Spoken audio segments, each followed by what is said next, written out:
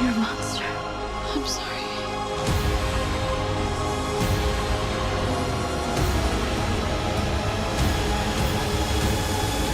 What's up? This is Mike and Matt from GameSpot Universe, and I was just in the Warner Brothers movie panel in Hall H, and I think Matt might have some questions for me. Mike, I have all the questions. Let's kick it off with the stuff I don't have as many questions about. Sure. Fantastic Beasts. Yeah. They know where to find them yet. No. No. They still don't know where to find. No, so it's Fantastic Beasts and the Crimes of Grindelwald. They opened the panel with that. They gave everybody these Deathly Hallows bracelets on the way in. As you can see, it matches my existing Deathly Hallows, which I thought was pretty fitting. And it opened with Newt Scamander, played by Eddie Redmayne. His face is huge, and he opens up the lid of his traveling case, and he was looking down at us, so it was like everybody in Hall H was inside of his case that he carries all these creatures around in. It was pretty cool, but he goes Lumos, and everybody's thing lit up. That's cool. And everybody goes nuts, starts cheering, and they're all up in the air. And I snapped a picture, but I don't think we're allowed to use it for anything because I wasn't supposed to.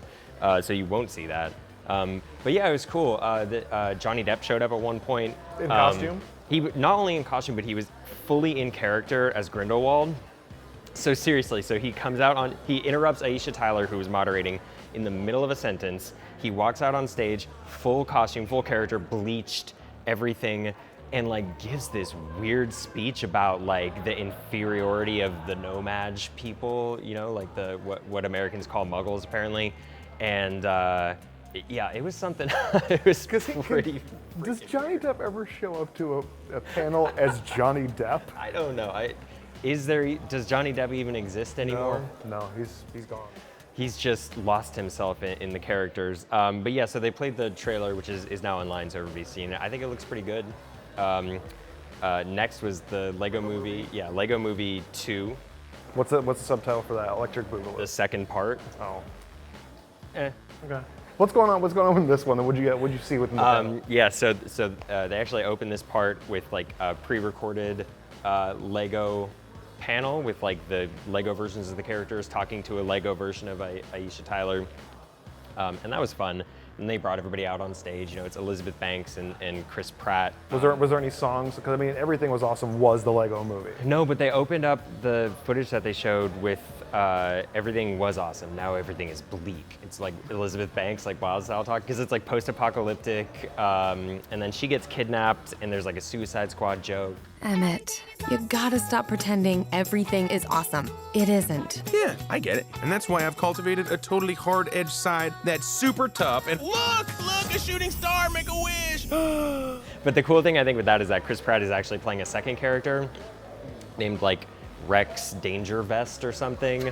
And they make a joke about how he's the greatest warrior in the galaxy and a raptor trainer. So they're just taking digs at all. But Chris Pratt during the panel was yeah, he made a Parks and Rec reference, which is Nice. always gonna be a fan favorite. So he was yeah, I started out my career as Andy from Parks and Rec.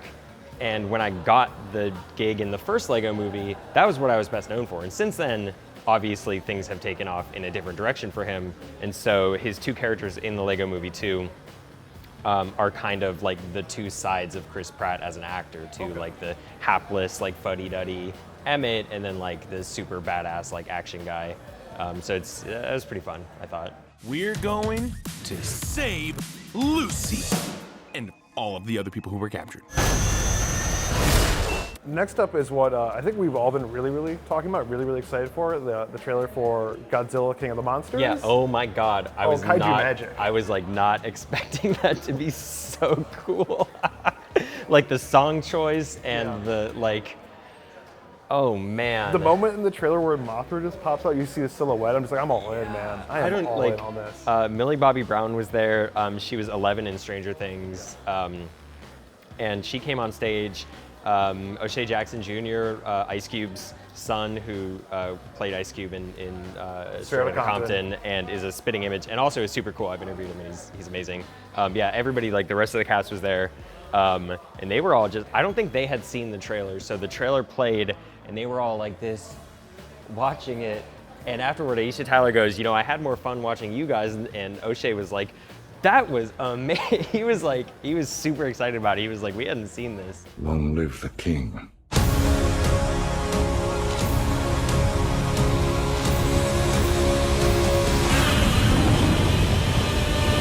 Next up was the very, very fun Shazam. Yeah, so they kicked off the second half of the panel, which was 2 hours long, by the way, which is an insane amount of time. They kicked off the second half starting with the stuff that we actually care about. And they started with Shazam. Zach Levi came out on stage drinking a beer. He said that Jason Momoa gave him a beer, which was kind of like we're like, oh, so we're doing Aquaman. Not that we didn't know that, but anyway. Yeah, I mean, I haven't read Shazam comics, so I really did not know what to expect from this. I assume you have read Shazam I wasn't comics? expecting much. It's kind of a fun comic, but when it was announced that Shazam was going to be a full feature-length movie, I was like, how are they going to do this? Because it's kind of a silly, weird, dark book, but the trailer's like encapsulates it perfectly. Was that tone in the trailer where it's like it's super funny? It felt, I don't know, I don't quite know how to describe it. It felt it was like Zach Levi described it as a wish fulfillment movie. Like the whole movie is wish fulfillment. Like if you woke up one day and you had powers. Yeah. Like that tone and that humor, was that like pretty close to the source material? You're the only person I know that knows anything about this Cape Crusader stuff. Can I? Oh, yeah. That's crazy, right? What are your superpowers? Superpowers, dude? I don't even know how to pee in this thing.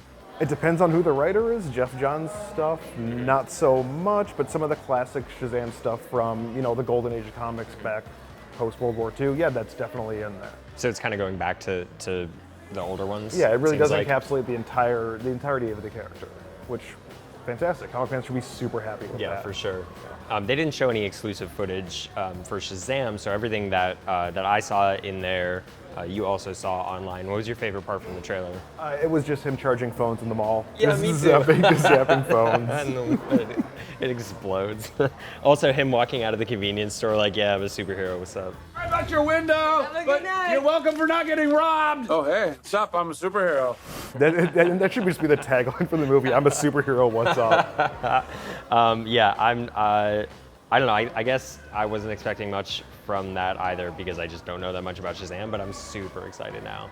There was also Wonder Woman 84? 1984. Wonder Woman, more importantly, 1984. It just kind of ramped up as it went toward the end here.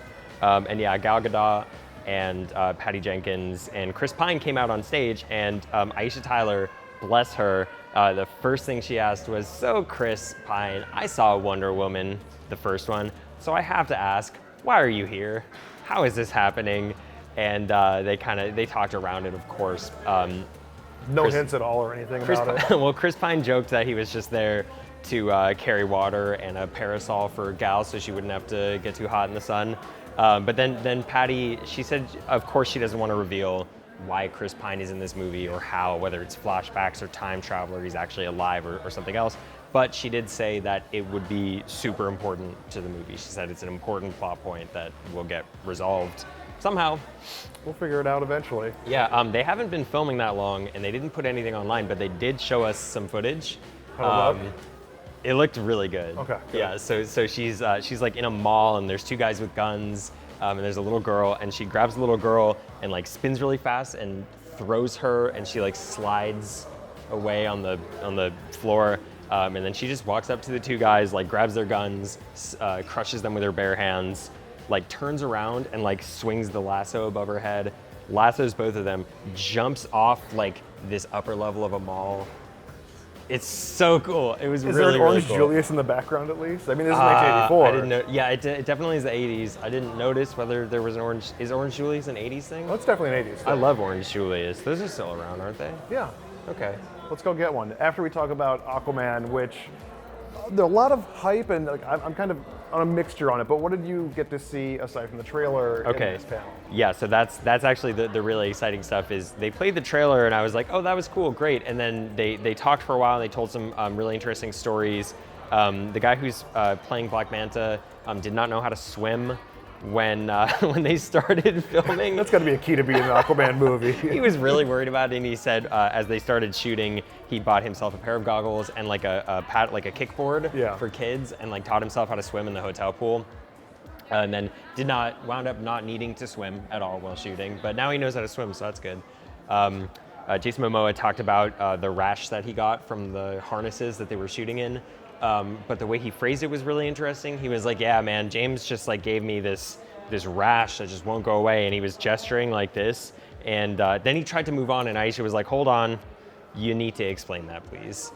And it was from the harnesses, but like, come on, Jason, you know what you're doing. But yeah, so most importantly, they showed a pretty lengthy clip that was only for Hall H people.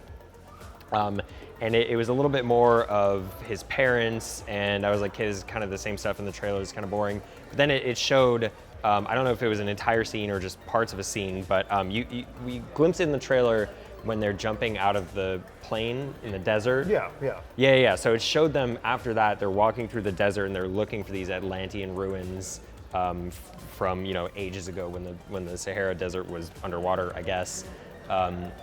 They find them, and there's this really cool scene that I really liked that was like part Indiana Jones, part The Fifth Element, where they find this big mechanism and they drop this relic in it and they're like, it's not working. And they realize that because it used to be underwater, they need water, but they're in the desert. And so Mira extracts some sweat from Aquaman's brow, drops it on there, and just like in the climax of The Fifth Element, it activates, I don't know, that's just the comparison I make because I like that movie. It's a great movie. And it spins up, and there's a hologram of a king, and an old Atlantean king, and he starts talking about if you want to find the trident that holds great power, blah blah blah blah blah.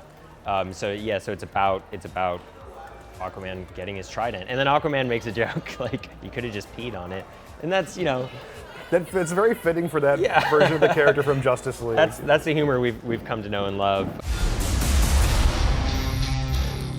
Permission to come aboard. Okay, but the coolest thing in this exclusive footage that I haven't mentioned yet was the final shot, which was Aquaman in like his classic, like exactly what you picture, like the orange and green. Was it like shiny too? Yeah, no, it's seriously like, I'm a fan of when they update the costumes for the live action cinematic universe, because I think a lot of superhero costumes look goofy. And if you translated them directly to the screen, it would look bad. So I'm okay with them doing that. I know some fans just want to see the classic costumes. I was skeptical that I would have been skeptical if you'd asked me, could this goofy ass green and orange getup work? It looked really cool. That's awesome. It looked really good. That wasn't even the only exclusive clip too. They showed another part where Black Manta he surges up out of the water, and there's this like, it definitely wasn't the whole scene for this one, but they showed clips of a chase scene and a fight scene with Black Manta, Mira, and Aquaman, and they're in this seaside town, and is just popping off. Like they are like running across rooftops. There's lasers being fired over. There's huge explosions. It's an action scene, but yeah, I honestly thought it looked pretty cool. And like, James Wan is a great director. I love Jason Momoa. I thought Aquaman was one of the best parts of Justice League. So personally, yeah, I'm sold. So you'd say overall that WB's panel was a success then? It was the easily, definitely the biggest event of all of Comic-Con. Yeah. They brought 6 really good looking movies. And yeah, Warner Brothers killed it. There you go. WB panel, Hall H. Thanks, Mike. Thanks, Matt. Hey, stay tuned for more Comic-Con stuff.